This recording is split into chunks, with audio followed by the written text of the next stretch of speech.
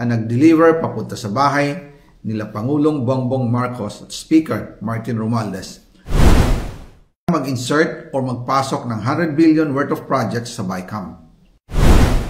Sana po ay hindi nila ako mapatay bago ko mailabas ang lahat. Ginawa ko lang ang utos sa akin, pero ngayon, handa na akong harapin ang lahat. Ginagamit ng administrasyon ang buong resources ng bansa para tumahimik ako. That he will shoot me if I will talk. Gagamitin ako bilang panakipbutas sa kanilang kampanya laban sa korupsyon. Hindi na ako mananahimik, ilalabas ko ang lahat ng katotohanan. May resibo, may ebidensya, at may pangalan. Again, I informed the Speaker and asked clearance about the instructions ng Pangulo. At ang sabi niya, wala tayong magagawa. Kaya po nagtataka ako kung bakit sinasabi ni Pangulo na hindi niya makilala ang budget, samantalang lahat na binawas at dinagdag sa mga ahensya ng gobyerno ay humihingi ng approval sa kanya si Sec. Mina Pangandaman. Bago namin ginawa o tinapos ni Senator Chis Escudero during the BICAM. Sinabi pa ni Sec. Mina, everything is cleared with the President, basta importante, pasok ang pondo na request ng Pangulo.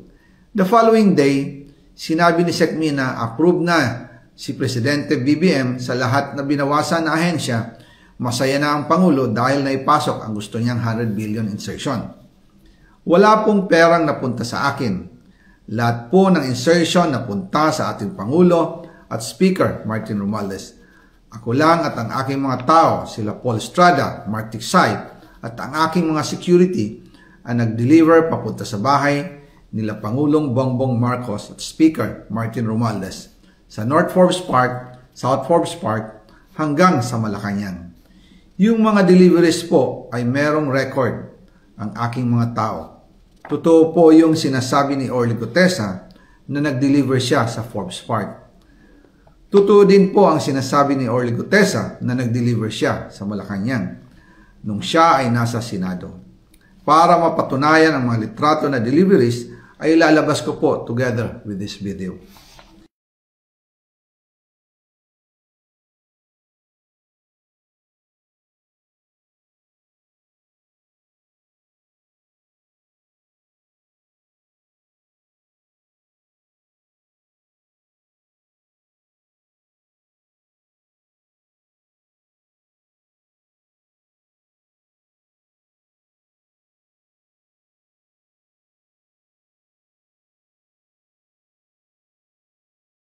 After po ng approval ng budget sa General Appropriations Act of 2025, nagtanong po ako sa DPWH kung magkano ang kailangan na ibigay sa Office of the President o ang SOP na bigayan.